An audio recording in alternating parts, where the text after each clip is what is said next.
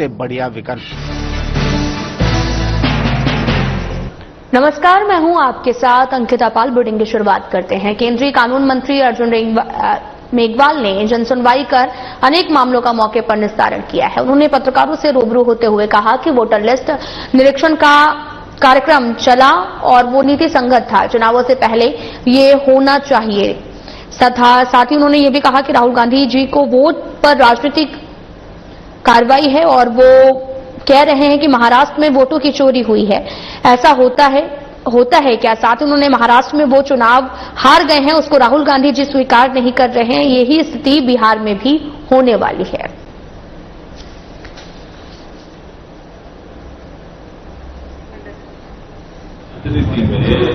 SIR करके एक voter list का पुनरीक्षण कार्यक्रम चला और वो इलेक्शन कमीशन को ये एज पर एक्ट अधिकार भी है, वो वोटर लिस्ट का अपडेशन करें। उसके तहत भी ये कार्यक्रम था। अब मतदाता सूची ठीक होनी चाहिए, ये विषय था। अब उनको कोई अपनी बात कहनी है तो कहते, वो तो कह रहे हैं महाराष्ट्र में वोटों की चोरी हुई। ऐसा होता है क्या? महाराष्ट्र में तुम चुनाव हार गए, उसको स्वीकार नहीं कर रहे हैं राहुल गांधी जी। और अब मुझे लगता है बिहार में भी एनडीए सरकार बनेगी और राहुल गांधी जी यहाँ भी चुनाव हारेंगे। शिक्षा एवं पंचायती राज विभाग मंत्री मदन दिलावर शुक्रवार को बीकानेर पहुंचे। दिलावर आपको बताते चले कि जयमलसर स्थित रामी देवी राम नारायण राठी राजकीय बालिका सैनिक विद्यालय का लोकार्पण करेंगे और स्कूल के लिए लगभग 108 करोड़ रुपए की भूमि का जयमलसर स्थित रामी देवी राम नारायण राठी राजकीय बालिका सैनिक विद्यालय के लिए भामाशाह पूनम चंद राठी भूमि दान करने जा रहे हैं। और इससे पहले उन्होंने पत्रकारों से रूबरू होते हुए कहा कि लोगों में शिक्षा के प्रति रुझान बढ़ा है। साथ ही भामाशाह आगे आकर इसमें काफी अच्छा सहयोग कर रहे हैं। उन्होंने कहा कि विद्यालयों का निरीक्षण करना सतत प्रक्रिया है। शिक्षकों के तबादले निरंतर हो रहे हैं।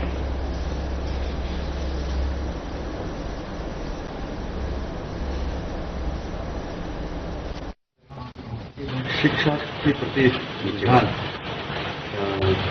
लोगों का बढ़ रहा है, समाज सेवियों का भी बढ़ रहा है और समाज सेवी हमारे बच्चों को अच्छी से अच्छी शिक्षा दिलाना चाहते हैं, इसलिए लगातार सहयोग कर रहे हैं। सर, जिस तरह से आप निरीक्षण करते हैं, स्कूलों में जाते हैं, जमीन पे उतर के काम कर रहे हैं और आप निर्देशन भी देते हैं, सब कार्रवाई भी करते हैं, इस पर क्या कहना चाहेंगे? कर्मचारियों को आगे सुधार में रहना चाहिए, अधिकारियों को ये चीजों में ध्यान देना चाहिए। ये निरीक्षण सतत प्रक्रिया है। विश्व जनसंख्या दिवस के अवसर पर केंद्रीय विधि और न्यायिक मंत्री अर्जुन राम मेघवाल ने बीकानेर जिले के पंचायतों और अस्पतालों को परिवार कल्याण में उत्कृष्ट योगदान के लिए सम्मानित किया है। 7.5 लाख रुपए के नगद पुरस्कार और प्रशस्ति पत्र वितरित किए गए हैं। पंचायत समिति बज्जू को 2 लाख रुपए का पुरस्कार मिला है, जबकि 9 ग्राम पंचायतों को 50,000 रुपए नगद प्रदान किए गए हैं। साथ ही आपको ये भी बताते चलें कि यहां पर 50-50 हजार रुपए का पुरस्कार भी मिला है। और कार्यक्रम में स्वास्थ्य विभाग के प्रमुख अधिकारी जैसे कि डॉक्टर पुखराज साध और डॉक्टर योगेन तनेजा ने परिवार कल्याण योजनाओं की सफलता के बारे में जानकारी दी है। इस साल की थीम मां बनने की उम्र वही जब तन और मन की तैयारी सही। साथ ही उत्कृष्ट कार्य करने वाले एएनएम, आशा सहयोगियों और साथ ही स्वयंसेवी संस्थाओं को भी सम्मानित किया गया है। आज विश्व जनसंख्या साहित्य दिवस है और आप देख रहे होंगे कोई भी ऑर्गेनाइजेशन हो, प्राइवेट कंपनी हो, उसमें आजकल जनसंख्या का मैनेजमेंट को आजकल बोलने लगे एचआर। तो एचआर का मतलब क्या? Human resources. मतलब रिसोर्सेज है तो हम लायबिलिटी क्यों बने? हमें असेट्स की ओर बढ़ना चाहिए। अगर हम चरित्रवान होंगे, संस्कारवान होंगे, एबल और कैपेबल होंगे तो हम असेट्स की ओर बढ़ेंगे और जब असेट्स की ओर बढ़ेंगे तो नेतृत्व करेंगे समाज का भी, परिवार का भी, देश का भी, दुनिया में भी जाएंगे, भारत का नाम रोशन करेंगे। ये आज विषय है। तो वहीं कैबिनेट मंत्री राजवर्धन सिंह राठौर जोधपुर के उम्मेद राजकीय स्टेडियम का औचक निरीक्षण किया है। यहां पर खिलाड़ियों के रहने और खाने की व्यवस्था की जांच की गई है। कुछ कमियां थी, उन कमियों को सुधार करने का भी निर्देश दिया गया है। साथ ही मीडिया से बात करते हुए मंत्री राज्यवर्धन सिंह राठौर ने कहा कि जोधपुर में आने का एक कारण ये भी था कि यहां पर क्या सुविधाएं हैं उसकी जांच की जाए। यहां की जिम्नास्टिक को लेकर इक्विपमेंट की भी जरूरत है, इसको लेकर अधिकारियों को अभी मैं निर्देशित कर दिया हूं। साथ ही कौन से इक्विपमेंट को बदलने की जरूरत है, इसको लेकर दिशा निर्देश दिए गए हैं। जोधपुर में यहाँ पर आया था, इस एक कारण ये भी था कि यहाँ के अंदर, यहाँ जोधपुर में जो स्पोर्ट्स की सुविधाएं हैं उसका निरीक्षण करा जाए, यहाँ पे जो खिलाड़ी हैं उनसे बातचीत करी जाए, यहाँ के कोचेस से बात करी जाए। जिस तरह का इनकी इस फुटबॉल एकेडमी के अंदर रहने की जो व्यवस्था है उसको देखा मैंने।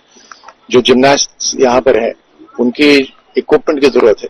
अभी जयपुर वापस जाकर मैंने अधिकारियों को बताया है कि कौन सा इक्विपमेंट है, उसके अंदर सुधार की जरूरत है और जल्द इनके लिए इक्विपमेंट की व्यवस्था करी जाए। दूसरा, जो जिम्नास्ट यहाँ ट्रेनिंग कर रहे हैं वो बाहर ओपन में ट्रेनिंग कर रहे हैं, पहले एक हॉल में ट्रेनिंग कर रहे थे, तो उनको जरूरत के हिसाब से शिफ्ट करेंगे, एक प्रॉपर हॉल के अंदर सुविधाओं के साथ, इक्विपमेंट के साथ वो ट्रेनिंग कर सके। फुटबॉल के अंदर कोचेस को अभी मैं बात करूंगा, किस तरह से, किन जरूरत सुविधाओं से यहाँ पर फुटबॉल का स्तर और बेहतर हो सकता है, इसको करवाएंगे। सर, इस स्टेडियम में बहुत सारा गंदा पानी भरा जाता है, अभी भी आप देख सकते हैं उस साइड में ऐसी जगह है जहाँ पे भरा रहता है, खिलाड़ी खेल नहीं पाते। तो उस स्थिति में इसको कैसे सुधार में लाया जाएगा? क्योंकि ये मुझे अभी पता चला कि जो पूरा बाहरी क्षेत्र है, स्टेडियम पुराना है, तो जो बाहरी क्षेत्र है वो ऊपर आ गया है और जितना ये पानी आता है वो जमीन के अंदर, वो यहाँ से ऊपर आ जाता है वापस। उसके ऊपर जो आर्किटेक्ट्स हैं, जो विशेषज्ञ हैं, उनसे बात करेंगे कि क्या हो सकता है। सर, लघु उद्योग भारती के साथ किस तरह की मीटिंग रही इंडस्ट्री को लेके, और किस तरह से जो लघु उद्योग भारती के साथ लगातार हमारी बैठकें होती रहती हैं। हमने स्टोन मार्ट जो 2026 में होने वाला है उसको ऑर्गेनाइज करने की जिम्मेदारी भी लघु उद्योग भारती को दी हुई है और निश्चित रूप से इस बार जो 2026 का स्टोन मार्ट होगा वो इंटरनेशनल स्टैंडर्ड का होगा। हमारे राजस्थान के अंदर जो पत्थर हैं वो वर्ल्ड फेमस हैं, मशहूर हैं पूरी दुनिया के अंदर। देश के अंदर ही बहुत बड़ी बड़ी बिल्डिंग्स जो बनी हुई है, शानदार बिल्डिंग्स बनी है, उसके अंदर राजस्थान का पत्थर इस्तेमाल हुआ है। राजस्थान का पत्थर दुनिया में मशहूर हो, यहाँ से बाहर एक्सपोर्ट करें, उसका एक आइडेंटिटी हो, अपनी पहचान हो, जियो टैगिंग हो उसकी, साथ साथ स्किल डेवलपमेंट ऐसा हो जो राजस्थान के जो इंडस्ट्रीज हैं उसके लाइक स्किल डेवलपमेंट हो, ताकि यहाँ के युवाओं को स्किलिंग भी हो और वहीं पर ही उनको व्यवसाय भी मिले। पॉलिशिंग है, मशीन की रिपेयर है, मशीन मेंटेनेंस हुआ, मशीन को ऑपरेशन हुआ, साथ में डिजिटल मार्केटिंग हुआ। सो हर तरह का जो स्टोन व्यवसाय या किसी दूसरे व्यवसाय के साथ जो स्किल जुड़े हुए हैं वैसे ही स्किल यहाँ पर हो, उसके लिए हमने एक ज्वाइंट वर्किंग ग्रुप बनाया है अभी। उसके अंदर इंडस्ट्री के लोग होंगे, जिसमें हमारे इंडस्ट्री विभाग के भी होंगे अधिकारी, रीको के अधिकारी होंगे, स्किल के अधिकारी होंगे, और ये सब एक ज्वाइंट वर्किंग ग्रुप 3 महीने के अंदर रिपोर्ट देगा कि निश्चित तौर पे राजस्थान सरकार ने राइजिंग राजस्थान करके नए व्यवसाय को लाने के लिए एक शानदार प्लेटफॉर्म दिया है।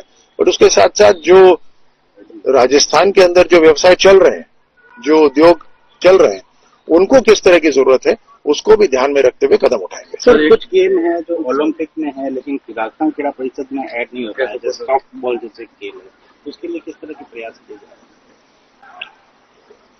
इंटरनेशनल ओलंपिक एसोसिएशन और इंडियन ओलंपिक एसोसिएशन के साथ जो रिकॉग्नाइज्ड खेल हैं जो ओलंपिक्स में हो रहे हैं उनको प्राथमिकता से उनको सपोर्ट दिया जा रहा है। सर, एक मेरा सवाल है, मध्य प्रदेश के मुख्यमंत्री आए थे मोहन यादव जी, उन्होंने कहा कि 9% सागवान की लकड़ी एमपी से मिलती है और हैंडीक्राफ्ट उद्योग को लेकर वो लोग भी चिंता है, राजस्थान के साथ कोलैबोरेट करने का प्रयास करेंगे। उन्होंने भी मीटिंग की। आपको क्या लगता है हैंडीक्राफ्ट का भविष्य किस तरह से उज्जवल है? क्योंकि हैंडीक्राफ्ट का बहुत काम होता है राजस्थान के अंदर और निश्चित रूप से हैंडीक्राफ्ट एक इस तरह का उद्योग है जिसको प्राथमिकता राजस्थान सरकार दे रही है और हमें बढ़ावा देना चाहिए।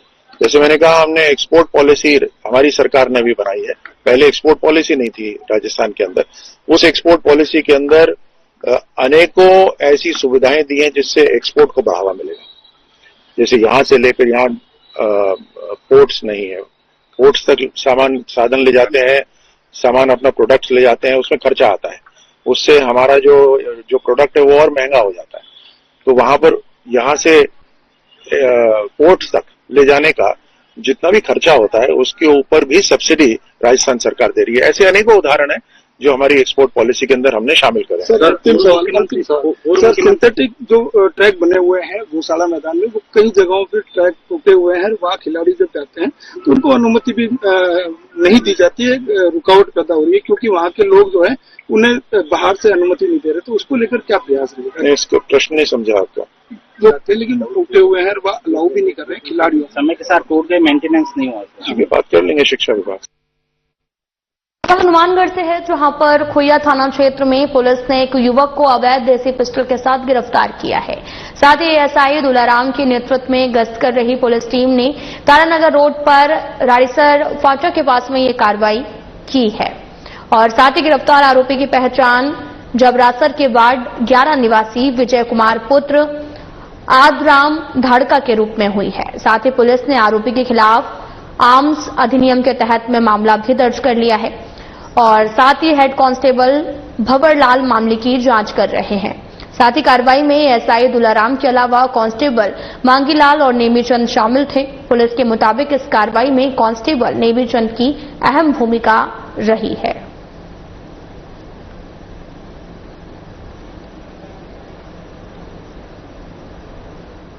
रावतसर पुलिस ने व्यापारी के साथ लूट की वारदात का खुलासा करते हुए 3 वारदात सहित 4 जनों को गिरफ्तार करने में सफलता हासिल की है। साथ ही आपको यह भी बताते चलें कि थाना प्रभारी रामचंद्र कसवा ने जानकारी देते हुए बताया कि 29 जून को 45 NWD निवासी व्यापारी राय सिंह पुत्र मुखराम सुथार ने मुकदमा जो है वो दर्ज करवाते हुए बताया कि वे अपनी पत्नी के साथ में गाड़ी से घर जा रहे थे तो अज्ञात बदमाश ने उसकी गाड़ी को घेर कर तोड़फोड़ कर उसकी पत्नी की आंखों में मिर्च डालकर 4 लाख रुपए और मोबाइल लूटकर फरार हो गए हैं। इस पर एएसआई बिरजू सिंह के नेतृत्व में टीम का गठन कर जांच कर आरोपी जगदीप सिंह, साथ ही प्रमोद और सुखविंदर सिंह उर्फ निक्का सिंह और साथ ही व्यापारी की दुकान पर काम करने वाले मदन लाल को गिरफ्तार किया गया है। पूछताछ में आरोपी ने बताया कि उन्होंने वारदात के लिए सीकर से एक गाड़ी किराए पर लेकर रावतसर में वारदात को अंजाम दिया। थाना प्रभारी रामचंद्र कसवा ने बताया कि लूट की वारदात का खुलासा करने में कांस्टेबल विकास सहारण की विशेष भूमिका रही। कांस्टेबल विकास ने उच्च अधिकारियों के दिशा निर्देशन में सूचना और बेहतर फील्ड इंटेलिजेंस के आधार पर अपराधियों तक पहुंच सके। इस कार्य में हेड कांस्टेबल शैताना राम और कांस्टेबल वीरेंद्र सिंह, देवीलाल, मोहन लाल की भी सराहनीय भूमिका रही है। दिनांक 29/6/2025 को श्री राय सिंह सुथार ने थाना उपस्थितों को बताया था कि वो उसकी पत्नी है जो अपने गांव जा रहे थे तो 45 NWD मोड़ के पास आए तो कुछ लड़के थार गाड़ी लेके आए। उनके द्वारा उनके साथ डंडों से मारपीट करके और उनके पास जो 4 लाख रुपए और मोबाइल थे वो छीन कर ले गए थे, जिस पर मुकदमा दर्ज किया गया और मुकदमा की तफ्तीश श्री बिरजू सिंह जी के द्वारा की गई और इसके लिए टीम का गठन किया गया। वह बिरजू सिंह जी व कांस्टेबल विकास के द्वारा इसमें बहुत अच्छी मेहनत की गई।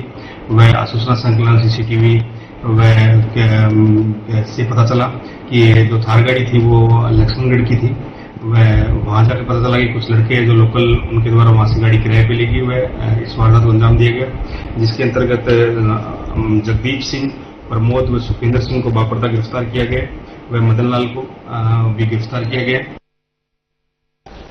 बेमौसम बारिश, आंधी और तूफान की चिंता भूल जाओ, फसल बीमा कराओ, सुरक्षा कवच पाओ। प्राकृतिक आपदा हो या कोई दुर्घटना, उसकी चिंता से भी मुक्ति पाओ।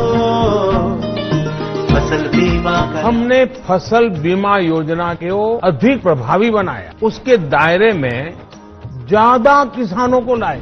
अब तक 23 करोड़ से अधिक किसान आवेदनों को फसल मुआवजा मिला। खरीफ फसल बीमा के लिए शीघ्र पंजीकरण कराएं। बैंक शाखा, बीमा कंपनी, कृषि ऋण समिति, जन सेवा केंद्र से संपर्क करें या www.emfby.gov.in पर ऑनलाइन आवेदन करें। बीमा कंपनी के प्रतिनिधि से घर बैठे एड ऐप द्वारा बीमा करा सकते हैं। फसल बीमा से संबंधित जानकारी के लिए हेल्पलाइन नंबर 14447 पर कॉल करें। फसल बीमा कराओ, सुरक्षा कवच पाओ।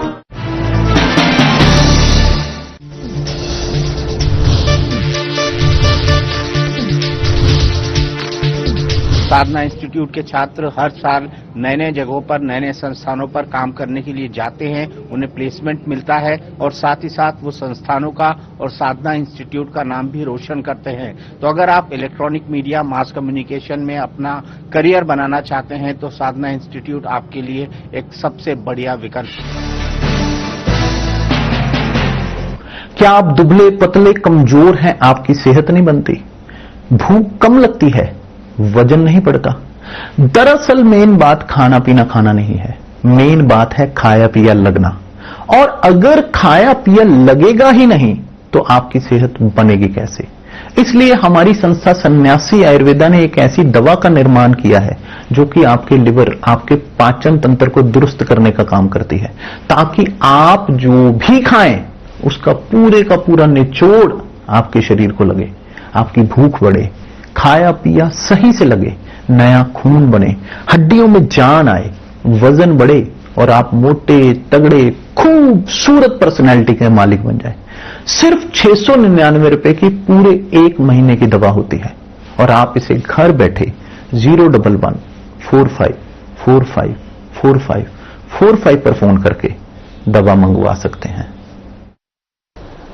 मंगलवार रात की भारी बारिश के बाद में जिला कलेक्टर डॉक्टर खुशहाल यादव ने बुधवार सुबह शहर के जल भराव वाले प्रमुख क्षेत्रों का दौरा किया है। उन्होंने अधिकारियों को जल निकासी व्यवस्था को बेहतर बनाने के लिए भी निर्देश दे दिए हैं, तत्काल समाधान सुनिश्चित करने को कहा है। कलेक्टर ने एडीएम उम्मीदी लाल मीणा, नगर परिषद आयुक्त सुरेंद्र यादव के साथ पंप हाउस, हिसारिया अस्पताल, तिलक सर्कल, पीडब्ल्यूडी कॉलोनी समेत कई जल भराव वाले क्षेत्रों का निरीक्षण किया है। पंपों की कार्यक्षमता की जांच की है, जल निकासी कार्यों की प्रगति पर समीक्षा की है। इसके अलावा कलेक्टर और पुलिस अधीक्षक हरिशंकर ने जल संसाधन विभाग के अधिकारियों के साथ में घग्गर नदी के तटबंधों और भद्रकाली पुल का निरीक्षण किया है। संभावित आपदा से निपटने के लिए समयबद्ध तैयारियों के निर्देश दिए गए। कलेक्टर ने कहा कि जल निकासी कार्यों में कोई कोताही नहीं होनी चाहिए, साथ ही शहरवासियों को बारिश से भी कोई असुविधा न हो, इसके लिए सभी विभागों को समन्वय से काम करना होगा।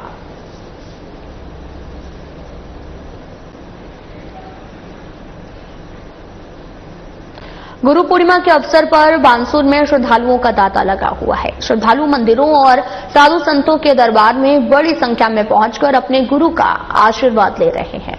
गुरु महाराज को दक्षिणा देकर आशीर्वाद प्राप्त किया जा रहा है। अशोकदास महाराज के दरबार में भी भक्तों की भीड़ जुट गई है।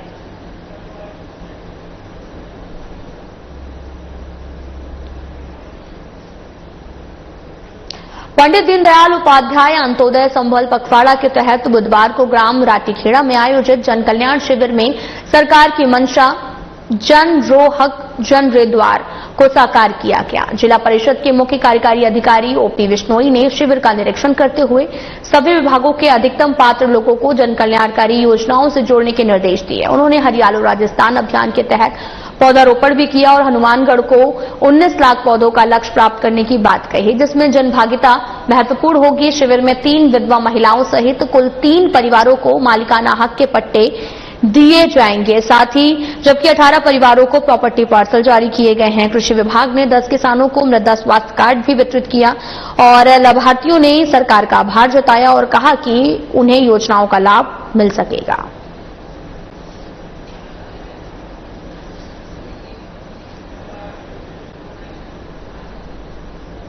जिला परिषद सभागार में बाल संरक्षण मुद्दों पर एक महत्वपूर्ण आमुखीकरण कार्यशाला का आयोजन किया गया, जिसमें फ्रंटलाइन कार्यकर्ता, बाल संरक्षण समिति, बाल कल्याण समिति के सदस्यों ने हिस्सा भी लिया है।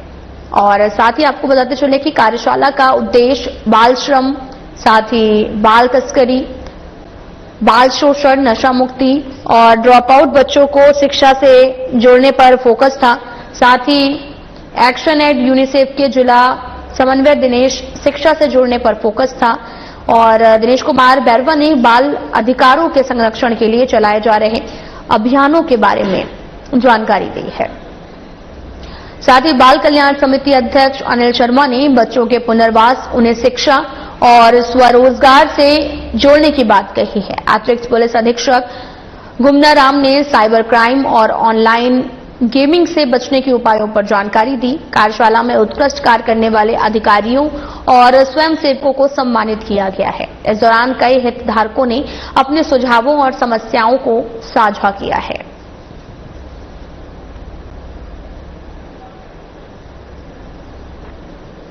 विद्युत चोरी के खिलाफ कठोर कार्रवाई करते हुए JVVNL ने 14.70 लाख रुपए का जुर्माना लगाया है। जोनल चीफ अभियंता उमेश गुप्ता के आदेश पर अधीक्षण अभियंता राजेश कुमार वर्मा, अधिशासी अभियंता विवेक शर्मा के निर्देशन में सहायक अभियंता आनंद तिवारी, कनिष्ठ अभियंता मयंक मिश्रा और ग्रामीण अभियंता विशाल जायसवाल ने 9 जुलाई 2025 को विद्युत चोरी के खिलाफ कार्रवाई की है। साथ ही SC और अत्यधिक लोड वाले उपकरणों की सर्चिंग के दौरान 23 VCR भरकर जो है वो जुर्माना वसूला गया। सहायक अभियंता तिवारी ने लोगों से अपील की है कि वे विद्युत चोरी न करें, प्रधानमंत्री सूर्य घर योजना का लाभ उठाएं और सोलर प्लांट लगवाएं।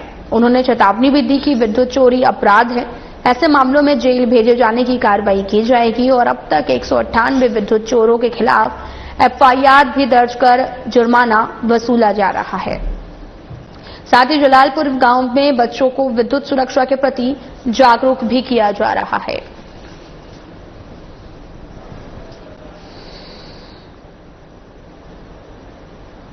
अतिक्रमण हटाने के विरोध में दुकानदार जुगत सिंह पानी की टंकी पर चढ़ गया। जुगत सिंह का आरोप था कि प्रशासन ने उसके पट्टे पर किए गए निर्माण को अवैध बताते हुए हटाने की कार्रवाई की है और साथ ही इसके बाद जलदाय विभाग की पानी की टंकी के आसपास लोगों की भारी भीड़ भी जमा हो गई। करीब 3-4 घंटे तक चले ड्रामे के बाद प्रशासन ने जुगत सिंह को समझाया, सकुशल पानी की टंकी से नीचे उतारा गया।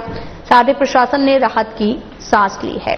साथ ही रामदेवारा में अतिक्रमण हटाने की कार्रवाई को लेकर प्रशासन सक्रिय नजर आ रहा।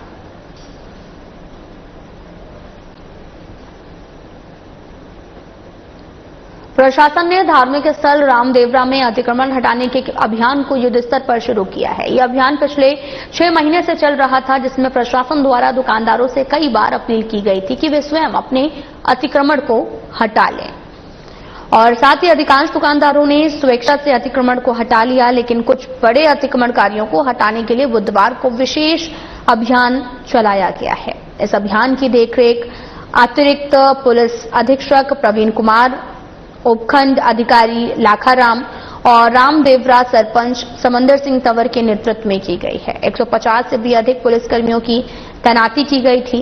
प्रशासन ने बाबा रामदेव समाधि स्थल के मुख्य द्वार से अतिक्रमण हटाने की शुरुआत की है। प्रशासन की यह कार्रवाई का विरोध करते हुए रामदेवरा व्यापार संघ अध्यक्ष आशु सिंह तोमर ने दुकानदारों को परेशान करने का आरोप लगाया। अभियान से JCB और ट्रैक्टर और मजदूरों का उपयोग किया गया।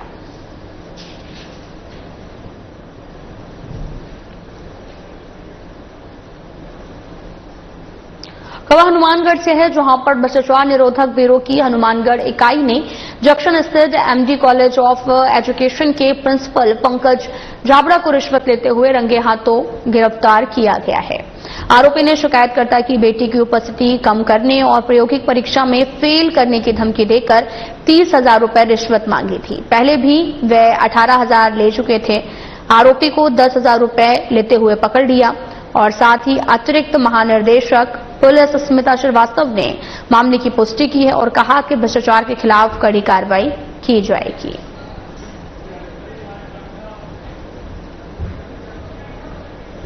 फिलहाल बुलेटिन में इतना ही। नमस्कार।